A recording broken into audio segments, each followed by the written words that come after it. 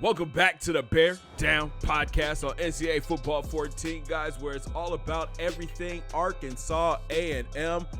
Our Black Bears, lucky to be 9-0 right now. The number one team in the country. We just came off of probably three of the hardest games that we've had all season. We're still undefeated.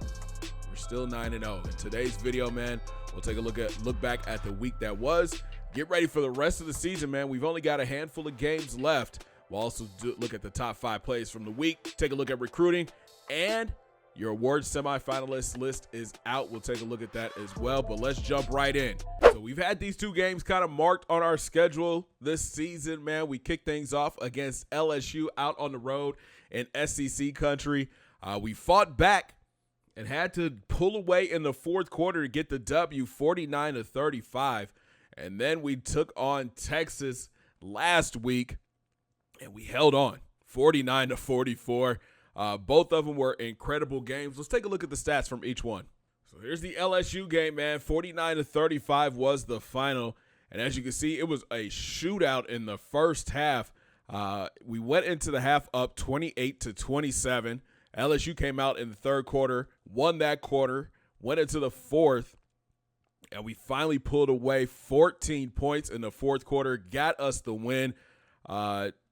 Pedestrian day for Gabe, numbers-wise. 336 through the air, 2 touchdowns, 1 interception. You know, we're always looking for him to have 3 to 4 passing touchdowns. He was sacked 3 times as well, but it was the ground game that carried us. Philip Fagan, 156 yards, 2 touchdowns. Ira had 97 yards and a touchdown. AB came in. He got a rushing touchdown as well. Trey Morgan had a touchdown grab, and so did Mike Warren. Defensively, man, we just weren't here. We just did not play well on defense. Sims led the way with 9 tackles. Jones had 6. Sims also had a sack. Garrett Anderson had a sack. The LSU team, man, they are very good. They're a very good squad. They have great wide receivers. Taking a look at the team stats, 585 yards of total offense. LSU had 530. They outpassed us 354-336. We outrushed them 249-176.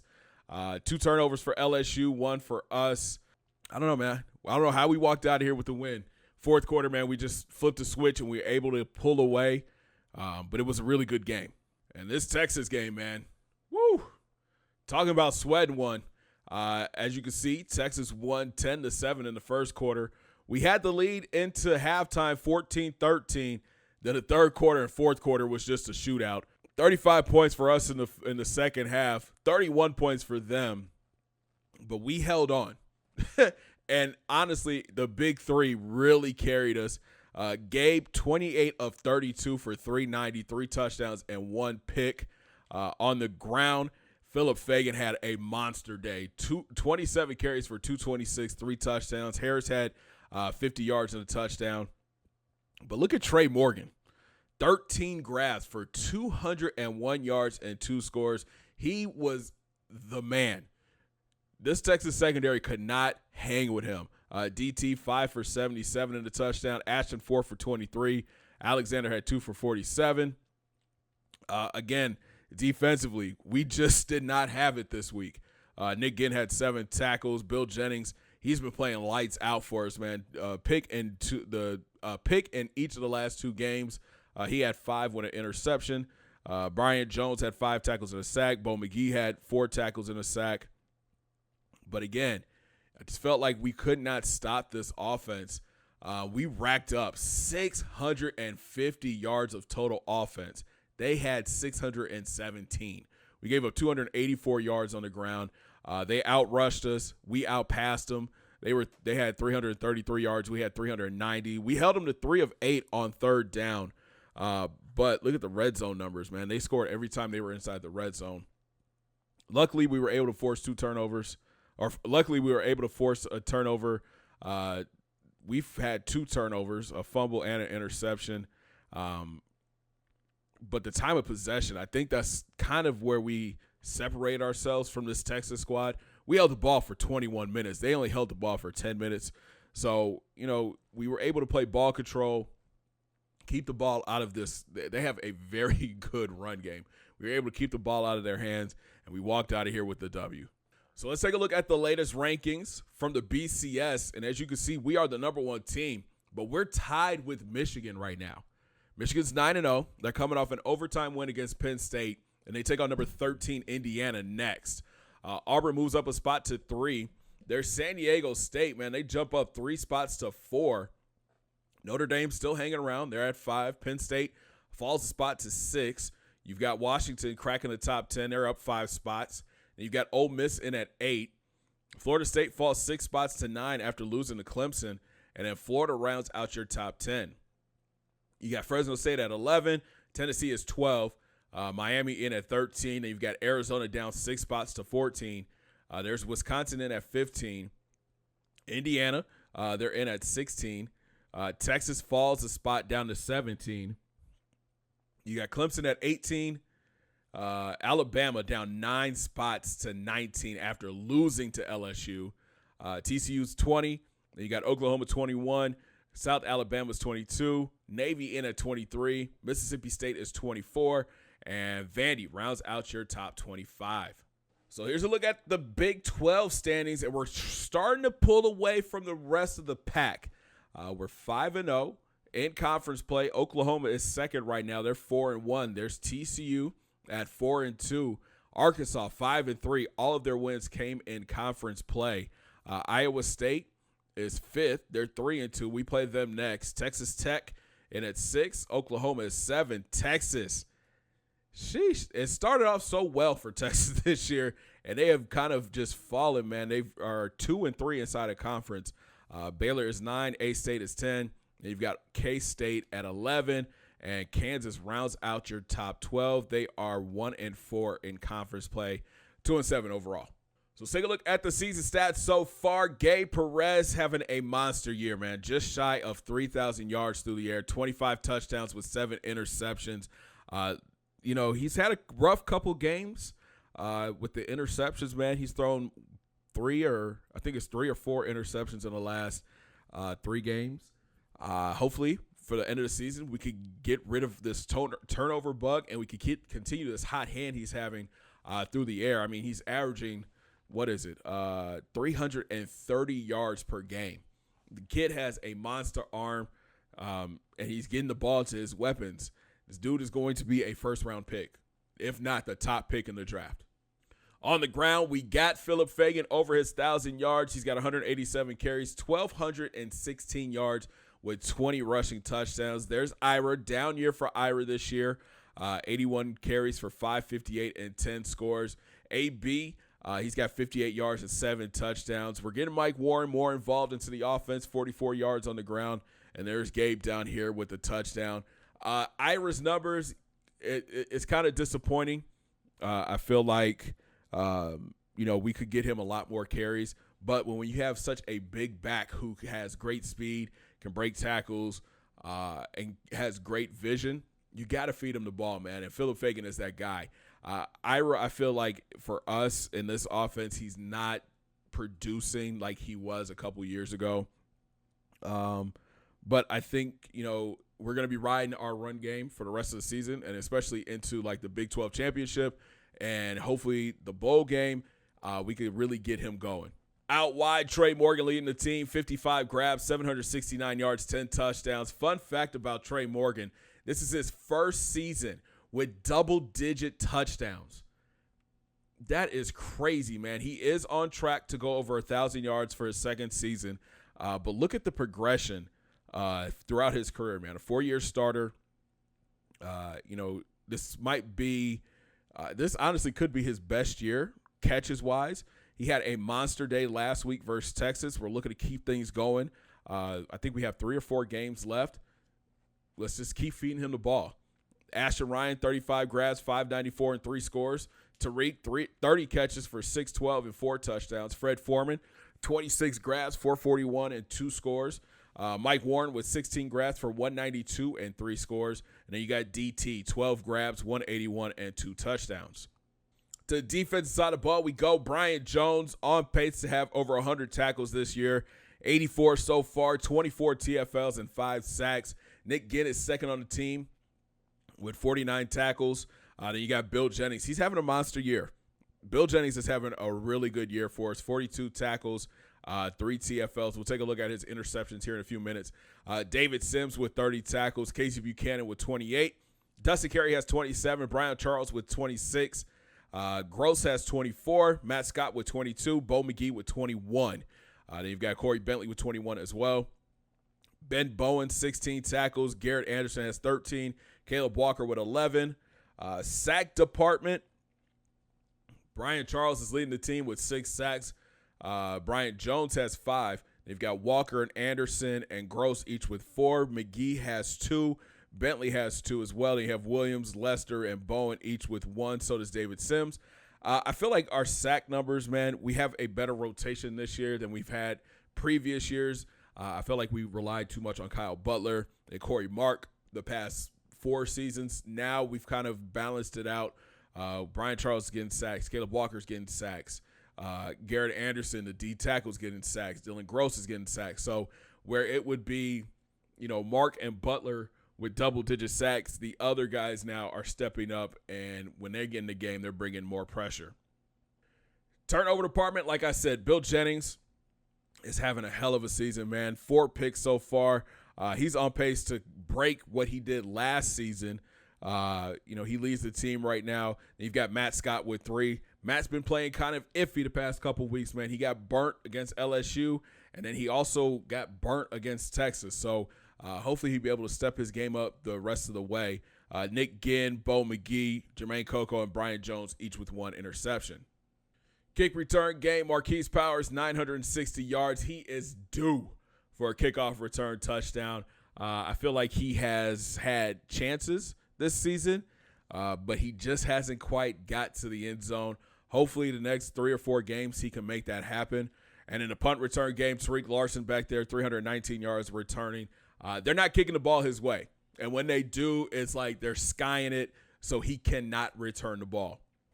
Now, I did read comments the last podcast, man. You guys wanted to see the NCAA leaders. So here we go. As you can see, Gabe Perez leading the country in passing with 2,974 yards, followed by Ole Miss's quarterback. Then you've got San Diego State's QB, Purdue. And look at Brewer down there from Arkansas, 2,415 yards.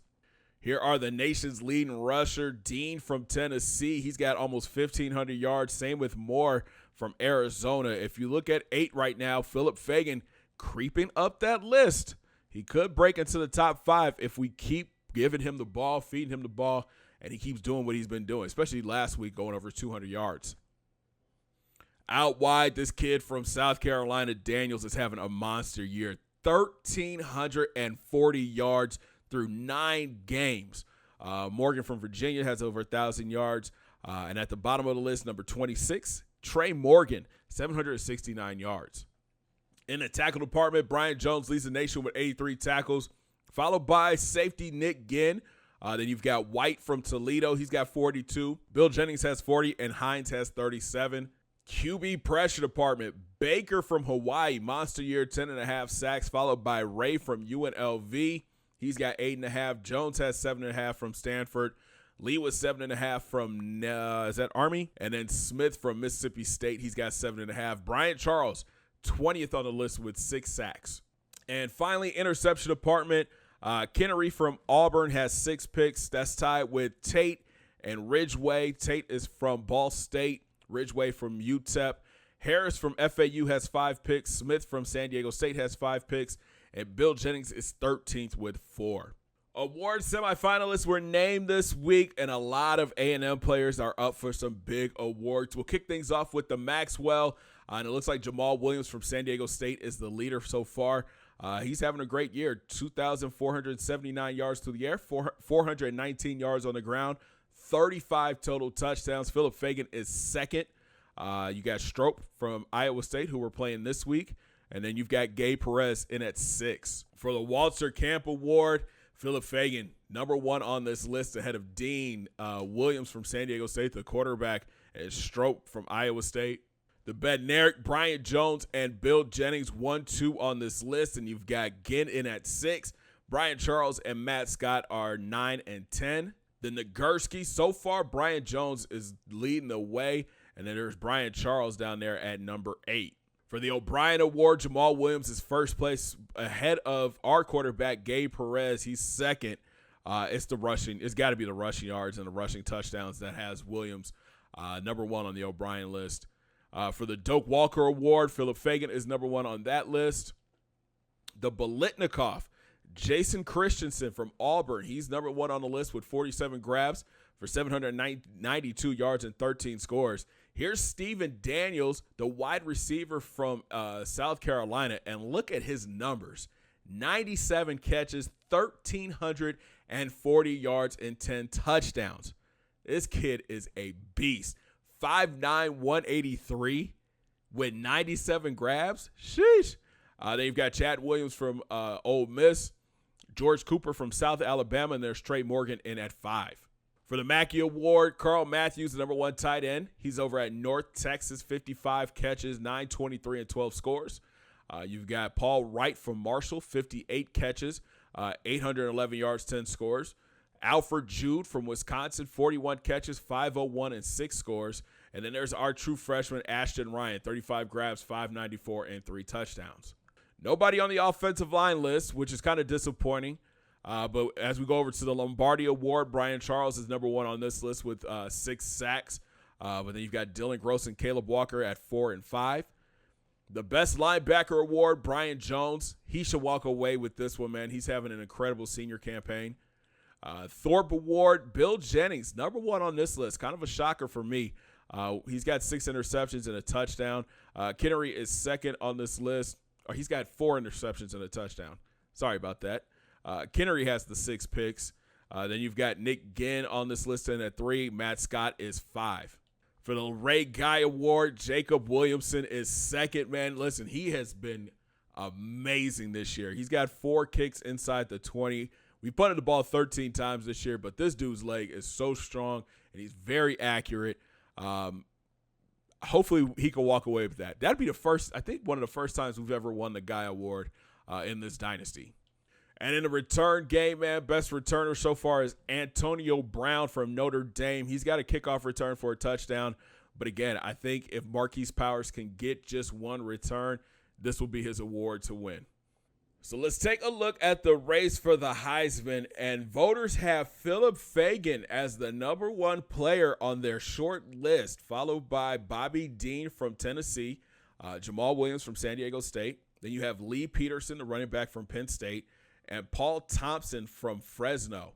I'm not going to lie. I'm kind of shocked that Gabe Perez isn't on this list. With the numbers that he's putting up through the air, the touchdown passes, he doesn't have that many interceptions. He should be somewhere on this list.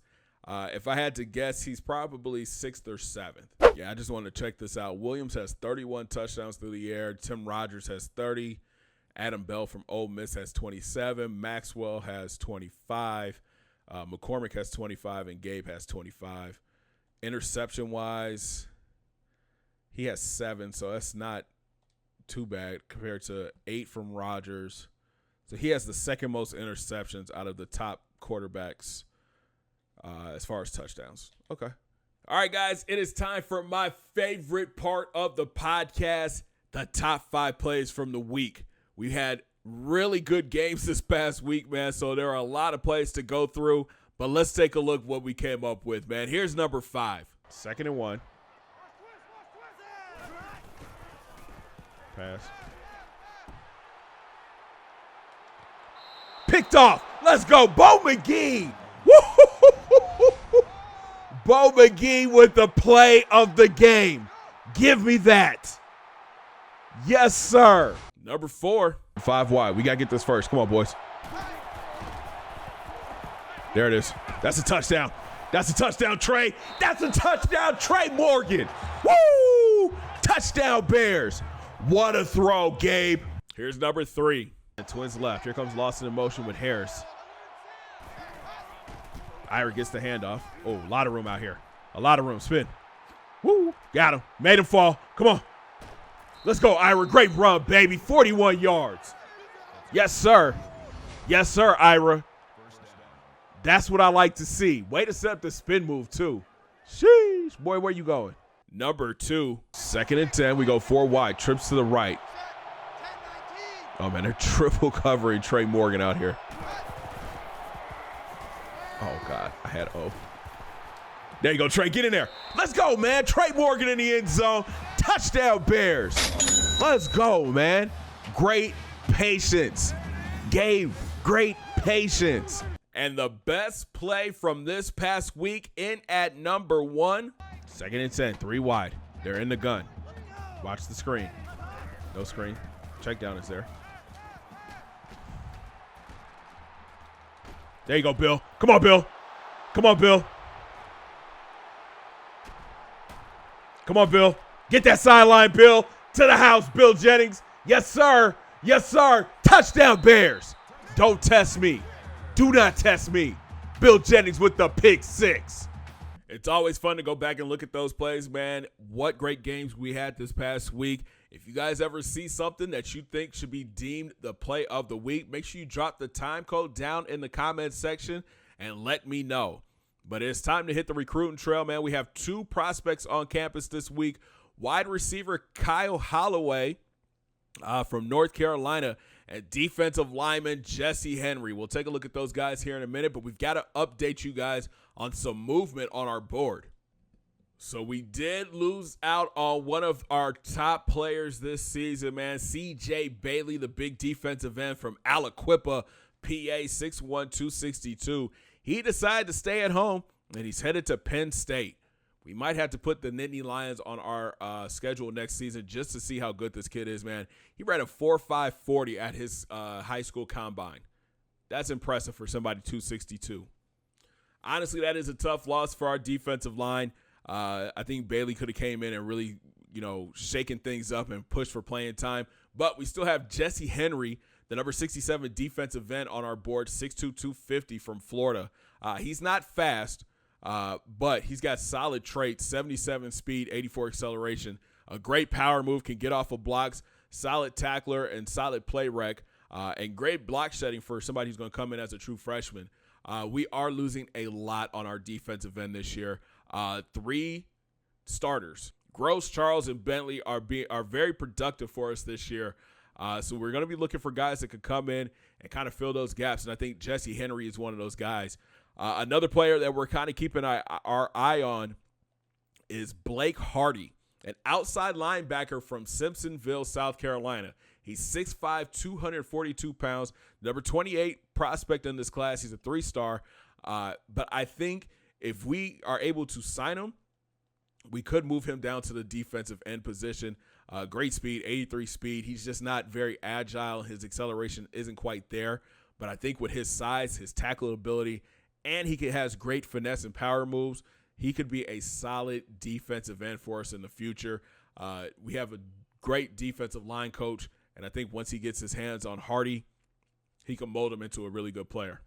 To the top of the board we go, man. Kyle Holloway will be on campus this week, the 5'11", 202-pound wide receiver, number 17 in the country, a 4-star prospect from North Carolina. And, again, this kid is all about speed. He's got solid hands, great route running, spec catch, release. This kid is a go-getter, man. And, again, we're losing 4 wide receivers in this class. So bringing in Holloway, I think, can really help us out in the long run. Donnell Swan, the strong safety for Minnesota. Our lead is starting to grow a little bit more over Florida and Minnesota. The 4-star prospect, 5'9", 176, the number 2 strong safety in this class.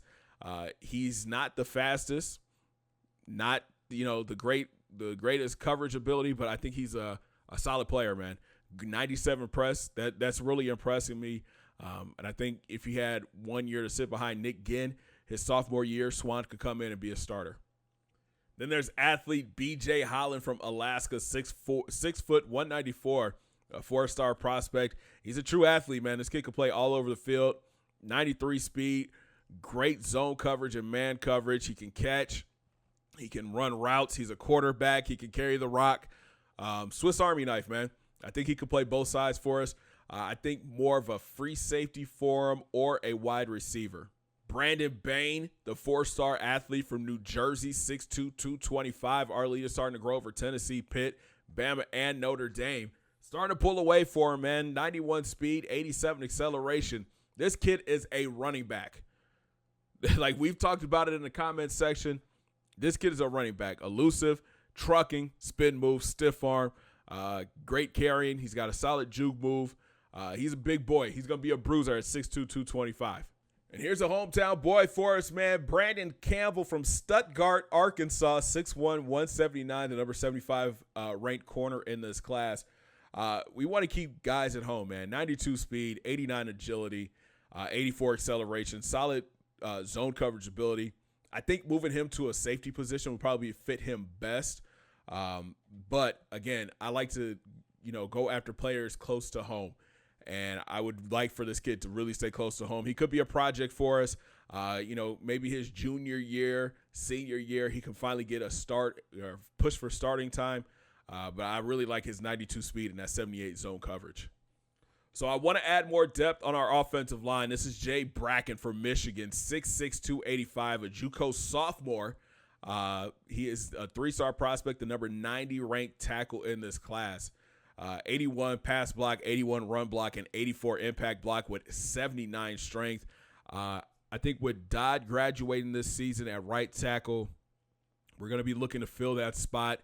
We've got some players that can kind of step in to that role, but I want to make sure that we have the right group on the field. I'm concerned that Gabe has taken too many hits this season, mostly coming from that right side of the offensive line. So we really got to work on technique. We really got to work on these younger guys who are going to be looking for playing time come next season. So here's a look at the top classes so far through 9 games. 3-2.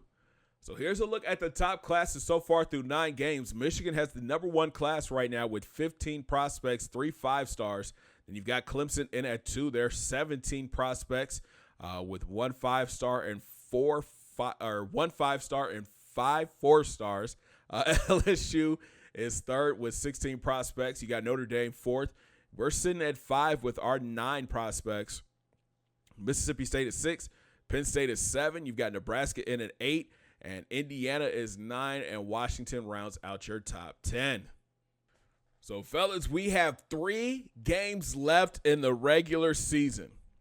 This week we are at home for homecoming, taking on Iowa State. They're 7-2 on the season. Strope, their quarterback, is a Heisman finalist. He's up for a lot of awards. He's having a big season. Then we head out on the road to take on K-State in our last game of the season, senior day, against Kansas. This Iowa State game, I'm thinking, is not going to be easy. We have such a tough time against mobile quarterbacks, and Strope is that guy. He can run the ball. He can sling the rock. We're going to have our hands full with him this week. K-State, Kansas, I think these are both winnable games for us. K-State always seems to play us tougher than what we're ready for. So, being out on the road, we just got to be ready to come out, punch these boys in the mouth, and, get the dub. And the Kansas game, same way, man. I really want to come out and set the tone early, let our seniors get some playing time early, and pull away so that other guys can get some playing time. But if you look at the schedule, man, we've had a rough year this year going up against some of these teams, man. Finding ways to pull out wins.